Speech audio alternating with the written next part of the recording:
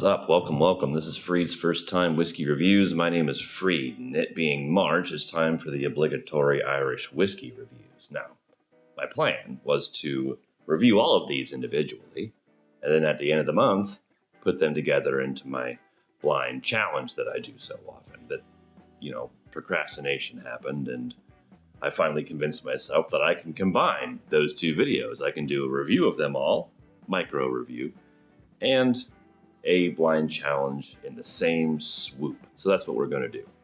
I'm going to introduce you to all these. I'm going to give you some general information about them all. I have them poured already and labeled with stickers on the bottom. The answers are right up there. And yes, they are pink Glens. I wanted to buy black ones, but the pink ones were cooler and a little bit cheaper. And I have no regrets.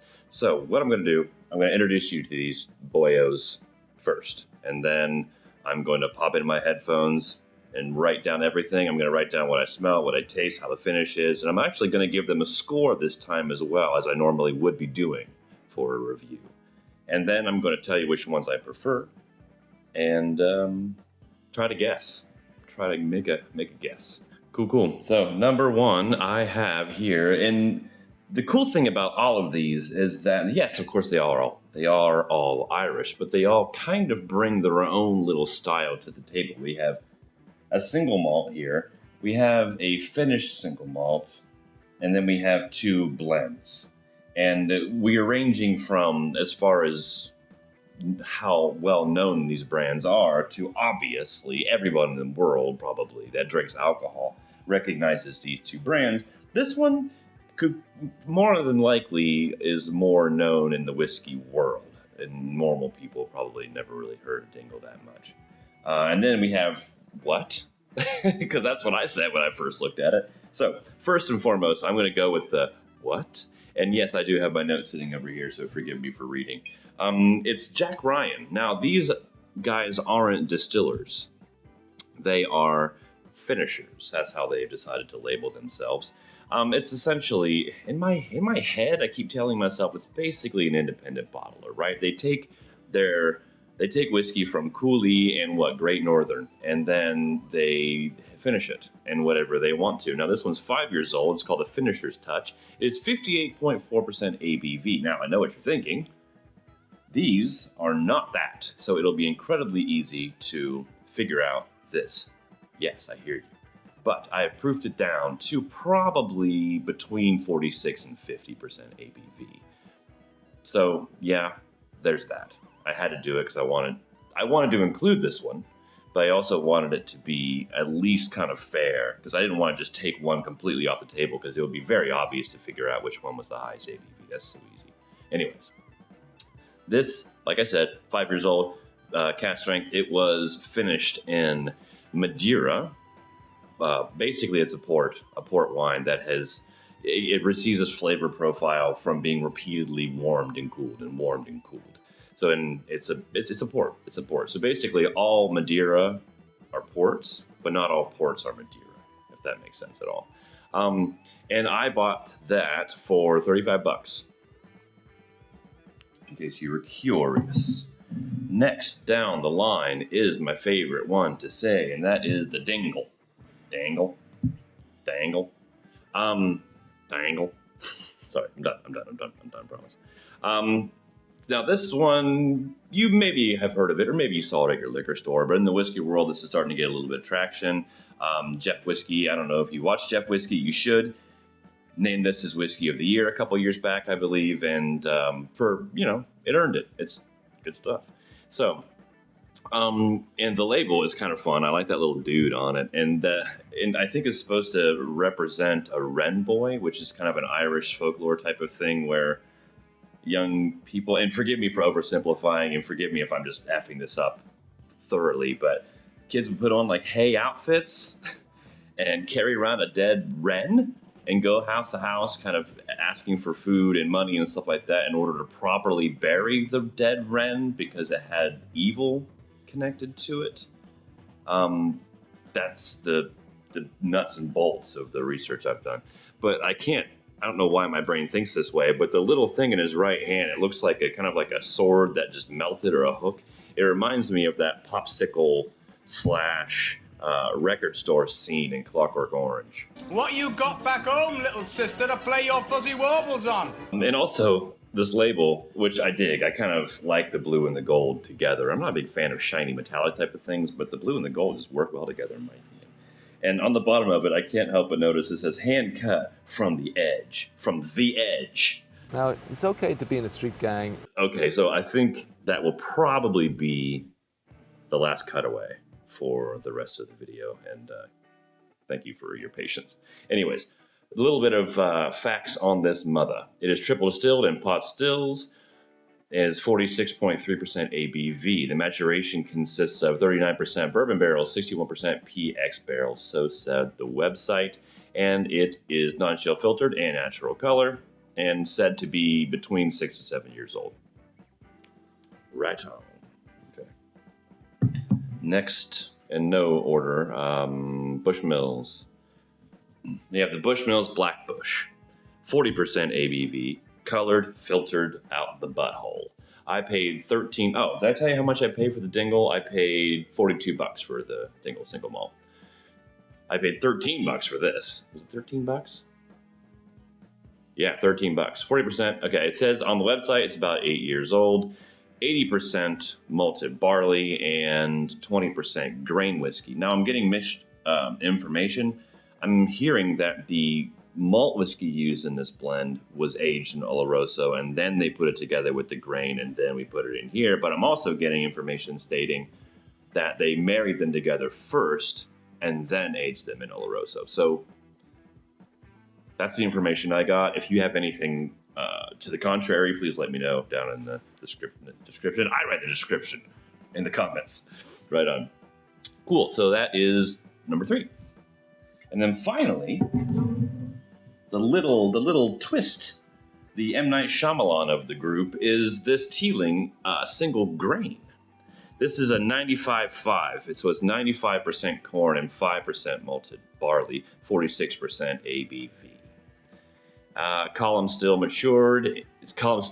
matured in American red wine casks, non-chill filtered, natural color. Now there's a look at the players. Oh, and I paid $33 for this one.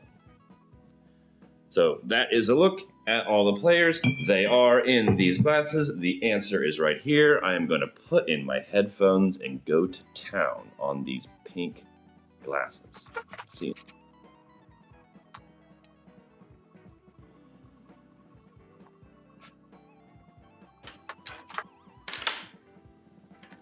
All right. I do believe we are finished, and I gotta say, first and foremost, that was just fun. I had a lot of fun with that one. A, I like day drinking, and B, songs came on my random playlist that were just right, and I wrote them down, and I'm going to tell you about them as well. So yeah, I have winners. I have fairly detailed notes for writing them off the cuff, and the song pairing. So how I normally and typically would do it is I would read my tasting notes to you and then have you see if you can guess yourself what I'm describing. But this time it's a little bit different because we're kind of incorporating a review into the whole mix. So what I'm going to do is I'm going to tell you my rankings first and my guesses, and then I'm going to describe them to you and give you my tasting notes. Cool? All right, so as it goes, number 4 is the winner. Second place is number 3. Third place is number 1. So I'm going to push 1, 2, 3, and then a distant 4. That's a bit of an exaggeration. Anyway, sorry. So what I think is number 1 is the Dingle. So I'm going to put this here. Number 2, and full disclosure, and obviously we'll talk about this later, but these two both received the same score from me, but this one was just more consistent across the board. I do believe that is the Black Bush. And number 3 is the Teeling, which I'm actually excited to talk to you about. And then finally, And this does deserve an asterisk because I did have to proof it down to compete with the others. If this was just as is, much better. Much better. So just remember that moving forward. Yarn. Okay, so 1, 2, 3, 4. Let's see if I am right. I hope so. This was before I look at the things and then have to kick myself in the ass. This was relatively easy. I mean, if you are big in the whiskey world, you can easily tell quality from not super high quality. You can also tell single malt from a grain heavy or at least a grain integrated whiskey. That having said that, let's embarrass myself, shall we? Let's see. So this is number 1. That is the pink sticker. That's the Teeling. Yay! I got one right. Next one is the yellow. Get the fuck out of here. I put Dingle. Oh my god. Oh my gosh. What? No, I must have. No. Okay, moving forward. Green Bushmills. Got that right. You have got to be kidding me. I'm just going to look. It's pale yellow. Pale yellow is the Jack Ryan. Get out of town. This is why I love blinds. It's so fun. Can it be a bit depressing? Yeah, sometimes, especially when you think you got a grip on it all and you get it all just ass backwards, which happens to me more often than not. But it's also very enlightening and very educational, and I strongly recommend anybody do that if they get the chance with very similar spirits. Wow, okay, wow. Sorry, I just gotta fucking focus on myself right now. I did not see that coming. I would have put money that number 2 was the just watered down Jack Ryan. Seriously. Huh. Wow, okay. Well, man, I could... Oh, okay. Okay, let's just get into tasting notes. Okay, so number 1 is the Teeling Single Malt, and I'm telling you, this stuff is good. I really like it, but I really have to be in the mood for it. It's a very situational whiskey for me. I have to want something just like that in order to reach for it. But that being said, when I do find myself in that mood, my man, that shit's good. I really enjoy it. Okay, on the nose, powdered sugar, strawberry, oak. It does obviously have a bit of a grainy, shiny bit, oatmeal cookie, and a bit of new balloon on the nose. On the palate, still grainy, and to me that presents itself as kind of like a metallic vanilla sweet, a little bit, like a Diet Cola sweet. The mouthfeel was amazing. It's soft and balanced with a bit of thin caramel going through it all. The finish was short to medium, a bit bittersweet, under-sugared cookie, which I guess the common tasting note with Irish whiskeys, these specifically, are shortbread. Shortbread is a common thing, but I didn't want to say that because that's not exactly what I got. I got an actual cookie, but just under-sugared. And I don't know. I've never made shortbread. Do they put less sugar in shortbread? Anyways. Let's see. Yeah.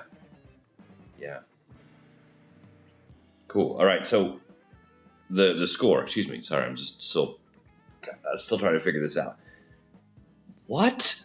My scores were: the nose, I gave it 11. The palate, I gave it a 12. And the finish, I gave it a 10 for a 33 out of 45. Now, as you noticed, normally I would have it be a 50, but I took the color out of the equation because they're in, opaque glasses and I can't exactly judge it. So 33 out of 45. Next one, which is the Dingle, apparently. Last place on the nose. And now I'm about to give you some nosing notes that might not sound all that appealing. And at the time it wasn't. But not so bad to where I would never give it another shot. So anyway, on the nose. Vomit. Now, I've heard several people not tell me specifically, but say in general on videos and whiskey reviews, that they have noticed a vomity vibe in whiskey sometimes.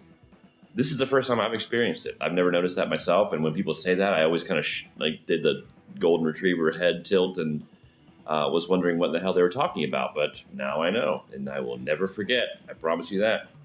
Vomit, rotten gummy candy, new toy, a basement with a lot of wooden furniture, and it's a little musty, like a musty type of thing.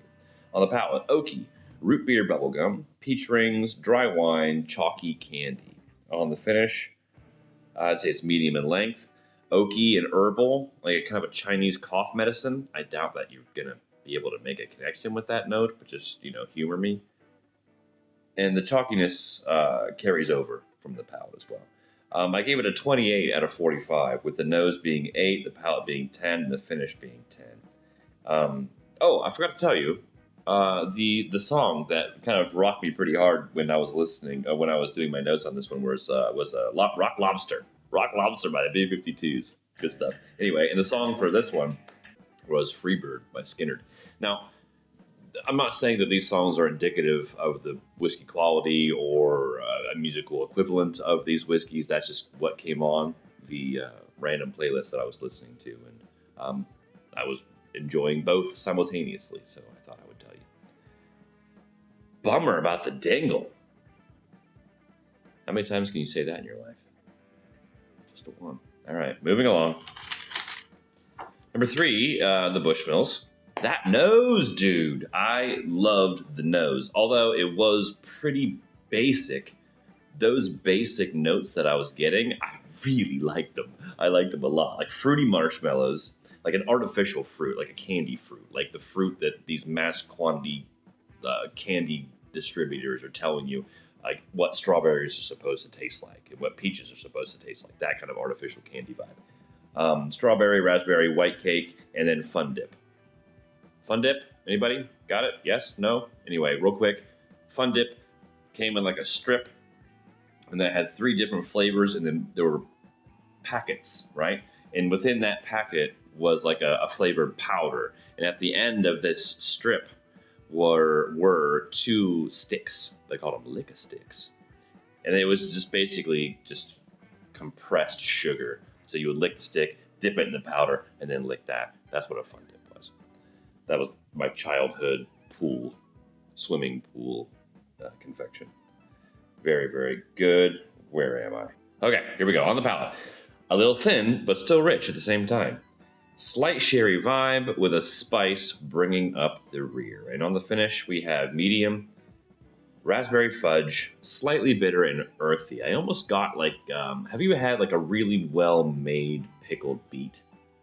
I got a little bit of that, which, God, I love beets. So my score for the total of that was 33 out of 45. And remember, that is the same score as number 1. And the reason why I put number 3 in second place is because it was just more consistent across the board. So the nose, 11.5, the palate, 11.5, and the finish, 10, for a grand total of 33 out of 45. Number 4, which I guess was the Dingle, which apparently it is not. On the nose, rich, leathery, scratch and sniff stickers. Green grass and the butterscotch caramel vibe. On the palate, viscous, cakey, stewed fruit, crayons, sweet that transitioned into a bitter in just the best way, and it was very pleasant. On the finish, medium to long, bittersweet, medicinal in a good way, and like a cola sans the sugar. So a sugarless Coke. Not like a Coke Zero. I mean like if you just had a Coke and you took the sugar out of it completely. The score on this is a 35.5. The nose 12, the palate 12.5, and the finish 11. And the song that got me on this one was "Devil in Disguise" by Elvis Aaron Presley. Now, how applicable is that now that we know what we know? I didn't tell you on this one. The songs I got: "Feel Me Flow," "Naughty by Nature," "Not 'Cause I Hate You," and then "Jessica" by the Allman Brothers. I can't get over that. The song for what I thought was the winner was "Devil in Disguise" by Elvis Presley. Man, this was fun. Okay, cool. Thank you so much for hanging out with me, and that was a lot of fun. What do you think about these bottles? Have you tried them? I also have the Teeling Stout cask over there, which I did review, which I'll put up in one of these corners. I forget which one. But that was a while ago, so it'd be nice. And I was going to incorporate that into this one, but I wanted to do whiskeys that I have yet to review. So here we are. And again, yeah, thank you so much. If you like this, if you like content like this, please consider subscribing or at least give me a thumbs up. I would be so happy just to see that number rise. And cool. Right on. We will see you on the next one.